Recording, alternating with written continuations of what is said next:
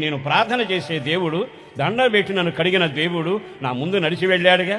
ఆ రోజు నుంచి ఈ రోజు వరకు తపన అదే, ఆశ ఒక్కటే, ఆలోచన ఒక్కటే. ఏమిటది?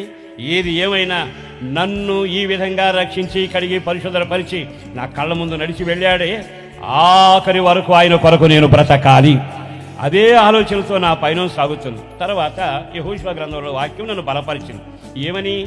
రేపు మీ మధ్యలో అద్భుతాలు జరుగుతాయి. అందరూ ఆమేన్ చెప్పండి. రేపు మీ మధ్యలో అద్భుతాలు జరుగుతాయి. అంతకు మునుపు నా సేవా కార్యక్రమంలో అద్భుతాలు జరగడం కానీ, దయ్యాలు పోవడం కానీ, రోగులు బాగుపడటం కానీ పెద్దగా తెలియదు. ఆనాటి పాటలు పాడుకునేవాళ్ళం, డ్రమ్ము కొట్టేవాళ్ళం, కంజరి కొట్టేవాళ్ళం, తర్వాత కానుక పాట పాడేవాళ్ళం, చిన్న ప్రసంగం చేసుకునేవాళ్ళం, హల్లెలూయా ఆమేన్ సరిపెట్టుకునేవాళ్ళం. కానీ ఎప్పుడైతే దేవుని యొక్క వాక్కు నన్ను దర్శించి ఆయన రక్తం ద్వారా కడగబడితే నేను నమ్మదగిన వాడిని, నేను మిమ్ములను పరిశుద్ధులుగా చేస్తాను. ఆ ఒక్క వాక్యం నన్ను బాగా పట్టుకుంది. అదే